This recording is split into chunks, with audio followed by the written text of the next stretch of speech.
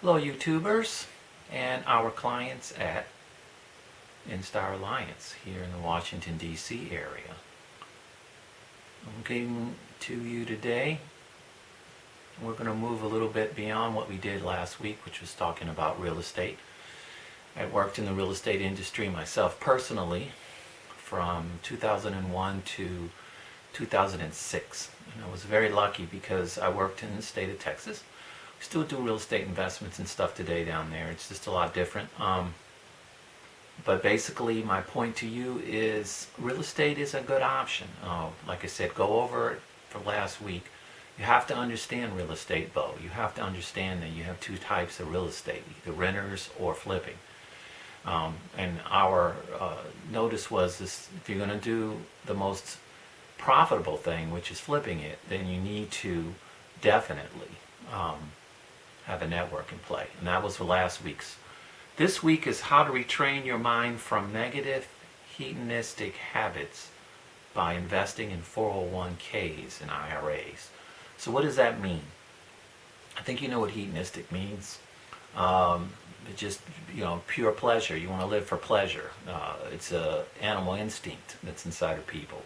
The least amount of stress. They want to do everything in life and fun. And life isn't that way. It can be fun, but not 24/7. But some people try to do that. Hedonistic, in this sense, is being refrained in regards to being lazy, just being not interested in outfacing the herd in regards to your investing. So as we go into this conversation today for this week, we might as well get the elephants out of the room done first. Okay? As you know, Donald Trump went into Walter Reed because he did come and contract the coronavirus. I did read in an article that it stated that 75% of the population was not shocked in the least bit. Why? Because he's flaunted it from the very beginning. I don't want to spend any major time on this at all, but it has to be addressed because this is the weekend that it happened. So let's just quickly do this. When I mean quickly, I mean quickly. Got an article right here. I'm not overly crazy about this particular newspaper called Mother Jones, but they seem to hit right on the nail, though. Trump doesn't care about the people who got coronavirus. Now he's one of them. And there he is. Kind of looking kind of sad, isn't he? Of course, the Bidens, they went ahead and got themselves tested. I think that was great. I've seen one of the worst, pretty much worst presidential debate that has ever been since the country existed. Anytime that Biden would try to say something, he would just interrupt him because he was afraid that if he straightened out the lies and rumors that he had created, he wouldn't get hired for a second term. I think it's pretty obvious where this is going. So anyway, I'm going to quickly read this. To make matters worse, the inability to understand science that has led to be what is considered to be one of the worst pandemic response in the world, leading to unnecessary loss of life. Trump has flip-flopped on mask wearing, sometimes saying that he's fine with masks, but also mocking Biden for wearing a mask in public and demeaning the size of Biden's socially distant campaign events. Trump has insisted that the virus would disappear without a vaccine, but is also bragging about how the virus will be ready in a few weeks. His blatant contradictions of his own public health officials have resulted in mass confusion. Beyond the misleading statements and outright lies, one thing has remained constant. Trump doesn't care about coronavirus victims. And then on the front article he says he doesn't care about coronavirus victims, but now he's one of them. So I guess he's going to care. The level of sheer heartlessness comes from the White House is difficult to overstate. In August, when the death toll was 158,000, Axios reporter Jonathan Swan asked Trump about the staggering death toll. "It is what it is," Trump responded with some irritation. When the United States crossed the grim milestone of 200,000 last month, Trump offered no sympathy or condolence, instead opting for more of a denial that characterized as his pandemic response. This affects virtually nobody, he told thousands of people at a packed rally in Minnesota. Nobody. For Trump equals hundreds of thousands of people, a disproportionate amount of them who are black and brown and poor.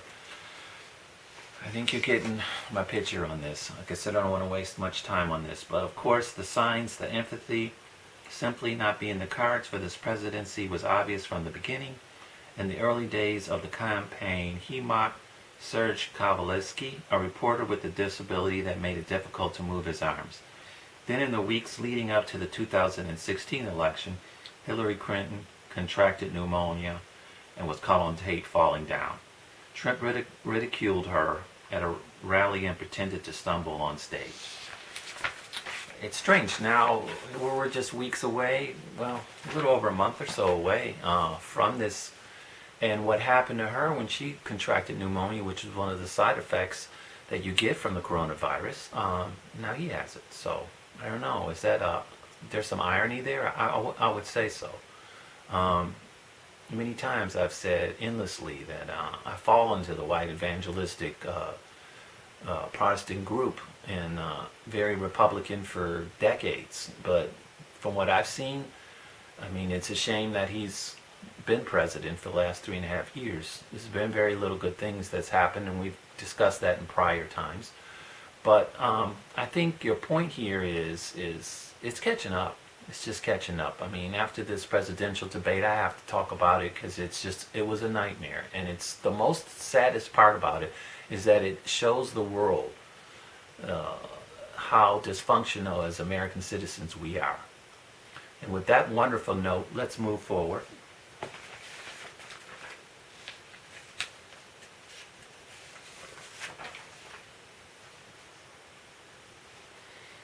Is this the death of capitalism? Now, the reason why we're discussing all these things is these are the negative hedonistic habits that people have. Basically, they ignore things. They want to go and do it as quickly and as easily as possible. They want to be part of the herd. And part of the herd will get you broke. Okay? And we're going to go over that. That's why we're trying to change your mindset in regards to 401k's and IRAs. Because it needs to be changed immediately. Amid the pandemic, we have witnessed U.S. billionaires amassing nearly $1 trillion, unemployment rising to 15% peak, and the loss of employer-backed health insurance for 12 million Americans. So how did they amass $1 trillion? They've amassed a lot more than $1 trillion, but that's just this particular article that I have here. Another journalistic group. It's simple. There's your answer right there. What is options in the stock market? We discussed this earlier.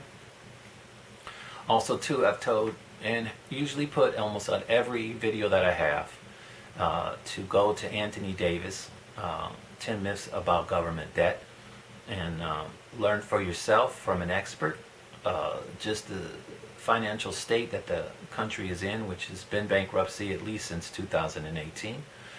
How the government and savvy private investors take away in a stock downturn includes 401k and IRAs. So that was the answer. Again, what is an option in the stock market? What is an option in the stock market? Answer. There's the answer. How the government and savvy private investors take money away in a stock downturn. The savvy investors are the billionaires, okay? As well as the government. Basically, when you have a downturn, that money doesn't vanish from your 401k. It just moves to someone else and you lose it. So why invest in it? I tell people that endlessly. These are the things that we try to teach people with InStar Alliance. We try to teach them to realize that there's other things out here besides that. Don't follow them with the herd. Okay? Again, is this the death of capitalism? Between 1975 and 2020, the top 1% took $50 trillion from the bottom 90% in wages that failed to keep up with the times. Wealth for white Americans is 13 times that of the median black household, because when Franklin Eleanor Roosevelt's New Deal helped expand the post-war middle class for white Americans. It left out communities of color. So American communities are struggling. They're working more and earning less while seeing the cost of living and education drastically increase. When society doesn't feel its needs are being met, populism from the right or the left can be inviting. Unless concrete fixes are made, popular anger is here to stay. That was one other article. This is a Sunday article, and it seems appropriate because this is Sunday, a few days after Trump went into the Walter Reed Hospital here, not too far from here. So let's move a little bit on to 401k's themselves, okay? I'm sure everyone here has heard of Warren Buffett, and everyone, of course, here has heard of Robert Kiyosaki. This is one of my Gmails that I get from him. I'm not overly crazy how close that he is, because he is pretty close to Donald Trump. But a few things that Donald Trump, it's impossible for him to do everything wrong. It's just not humanly possible. And as I mentioned last week, if you're in a scenario where, yes, you take on an investor's loans, we do that a lot down there in Texas, San Antonio area, in particular areas where our setup is. And the mortgages would be 14 to 16%. And you're saying, oh God, 14 to 16%, I got my house at 5.5% APR.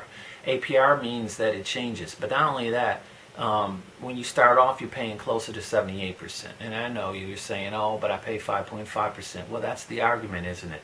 The argument is a mute point, because in the beginning you don't. At the very end, on the year 29, in the last few months, you might pay 5%. Who cares at that point? But this is what people do. And the same logic they use, they incorporate it with their retirement plans, with 401k's and IRAs. So let's just dig right into that. Wall Street is gambling with your 401k. Hope you can see that right there. And I think you recognize Rich Dad, Poor Dad. You can see that. So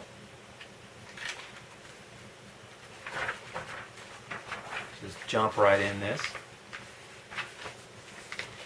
Normally I like to talk a lot and just, go, but at this point I want to make sure I'm staying right on point with all the articles and all the information from the experts that we know of. One, of course, is Warren Buffett, and Robert Kiyosaki is an expert. I know some people will disagree with me, but he is. Anyway, as the media relentlessly focuses on the federal government's burgeoning debt, jobless rates, and the coronavirus, the biggest gamble ever made on 401k just happened.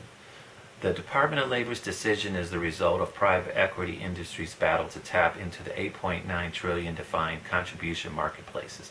Advocates for this move say private equity's inclusion will help retirement savers diversify and generate stronger performance. That's the smokescreen, but that's not true. In my opinion, fees in 401k's will skyrocket and leave these pensioners exposed like never before. And if this thing crashes, as I suspect it will sometime in the future, as Warren Buffett says, it's only when the tide goes out that you learn who's been swimming naked. I like that statement. That's pretty cute. Public pensions and private equity. If there's anything to be learned about private equity into 401k's, is that over the last 2 decades, public pensions have failed to meet their overly optimistic return promises because they allocated assets to the highest cost, highest risk investment ever designed by Wall Street, hedge and private equity funds. So basically, between the equity funds and the options, and like I said, pin could drop on the floor right now, and then the squeamishness of the emotional instability of the Wall Street staff themselves in the bullpens can cause it to drop. Not to mention the 7s and 8s that we discussed last week, and on the 7th and 8th of each day. I'm sorry, it's the 7th and 8th of each year of a decade. So 2007, 2008, 2018, 2017, 1997, 1998. I went over that. Always something happens that helps to drain out these people's accounts. Pensions and 401k's, as I mentioned before, one has absolutely nothing to do with the other. As hard as that is to believe, that's not a pension. It's a piece of money that you hope will build and grow so that you can retire and use it. The way things are going, you don't have to worry about that happening, because when the market crashes, you lose it. And through options and other ways, these investors, as well as the government themselves, drain it dry for you. So, Buffett has also warned pensioners against investing in private equity. We have seen a number of proposals from private equity firms where the returns are really not calculated in a manner that I would require or regard to be honest. Really. He said that at the Berkshire Hathaway's meeting, and he said that back in May of 2019. Okay? What Buffett did not say, and this is the journalist here, is that all liars have done is change the words to sound more politically correct. In the word of financial political correctness, junk bonds have been changed to high yield bonds, and LBO leveraged buyouts are now referred to as private equity. A 2014 internal review by the U.S. Securities and Exchange Commission found that more than half of approximately 400 private equity firms the SEC examined charged unjustified fees and expenses without notifying investors. In other words, America's premier financial regulator has determined that charging bogus fees is commonplace in the private equity industry. 401k is a private equity industry. Is this really what the average person with a 401k should be exposed to? More fees and more risk? When the Department of Labor unveiled their proposal for private equities, Chairman of the U.S. Securities and Exchange Commission and private equity advocate Jay Clayton commended the Department of Labor's efforts to improve investor choice and investor protection by permitting equity in 401k's. Of course, in my opinion, again, this is the journalist, Chairman Clayton knows it has nothing to do with choice or predictions. The greatest risk with incorporating private equity in 401k plans is that the savers will be exposed to risks like downturn in the market that they don't recognize, understand, or anticipate in funds that they expect to be conservative and stable. There's nothing conservative and stable about a 401k plan. Basically, it might build on a stable, or shall I say, conservative increase, but anything that's exposed to the market like that, which we don't do at InStar Alliance, is always under great risk. And to use that as your main focus to take care of yourself is insane. Because in the end, at the end of the day, the money that you think that you'll make on it because of Wall Street and the drainage that happens through these options and other vehicles is going to leave it a lot less than you ever hoped it would be, and then you still lose at least 30, 35, or 38% of it to taxes, whatever's left. And usually it's at least a third. So all that we can tell you is, in a nutshell, this nightmare isn't going away, okay? It's not going to go away. 401k and IRAs in the federal government is not where you should be putting your money in. We can help you with that. For those of you not in the DC area, I suggest in your case, at the very least, watch these videos and learn something from them so that you can make wise choices and not invest your money in 401k's. For the ones that live here in the DC area, we have these programs available that they can make money with. Solid money that isn't affected by the market. And that's important because the market is on a roller coaster ride that you don't want to jump on. So, without further ado, I think we'll wrap this up at this point. And I think you understand that is negative. It is a negative habit to follow the herd when investing in your future and in your retirement. Next week, we're going to have a rehash of all the different other options that you can do to help increase income for you and for your family. And I look forward to the debate next week. At least we'll have two people, as far as I know, Pence is hopefully healthy, that will be able to give the American public some insight into what's going on and how we can get things done better. Trump screamed and yelled his way through the last one. I'm hoping on this one that I don't see that happening. I don't believe Pence would do that. And I know that the Biden camp definitely have their thoughts, and they tried to give them last week. I think this week they may have a better chance of doing so. So, have a safe week. Don't end up like Trump. Don't get sick. And we will see you next Sunday.